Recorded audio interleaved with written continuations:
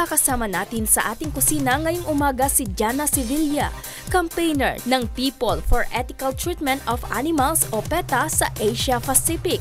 Isang world's largest animal rights organization ang PETA kung saan mahigit sa 3 milyong miyembro at supporters ang nakakalat sa buong mundo.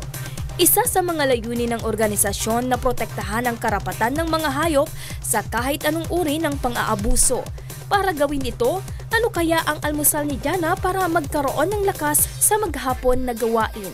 Ating alamin yan sa What's for Breakfast? Yan, good morning sa inyo sa studio and sa mga nanonood. And of course, it's Jana Sevilla. Yes, good morning.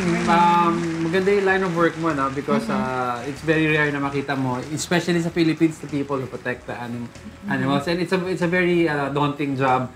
So what do you do to sustain your energy all throughout the day? Well, I'm vegan. Yes. It's one thing na pinopromote din namin sa PETA, yung veganism.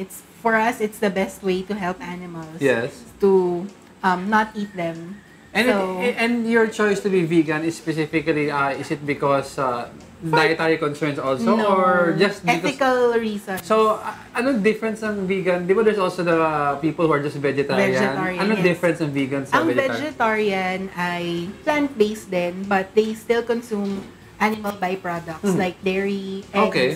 While kung vegan ka, it's a total change of lifestyle. So not like milk, ice cream, and all the chocolate? Dairy, okay. Wala din. And also, like anything na galing sa animals, like leather shoes, leather belts, bags. So that's a nice way of supporting it. Yes. And that's why it's interesting yung breakfast mo for those who miss eating yung ground chicken, ground pork, or beef.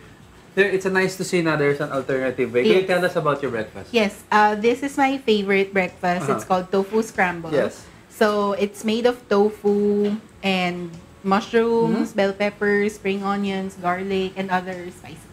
So it's instead of scrambled eggs, you have scrambled tofu, and it's also a good source of protein. That's right. And of course, you have your. Do you eat it with pandesal? Yes, pandesal pwede ring fried rice or plain rice.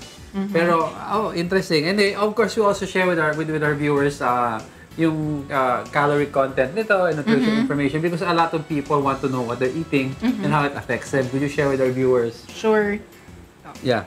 Nutrition facts. Amount per serving, 222.7 grams. Calories, 159. Calories from fat, 82. Total fat, 9.1 grams.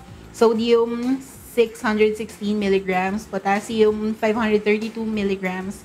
Carbohydrate, 11.9 grams. Protein, 11 grams. Yun. So, if you see, the protein is 11 grams and the fat is 80. Calories from fat is 82 because it's from olive oil. So, that's the good thing about it. It's also healthy.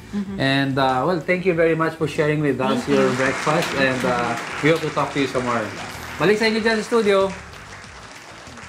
Ang sarap. Grabe, tinikman ko na. Kinuha ko na dyan. Di ko na inantay dalin mo dito, Diego. Thank you very much.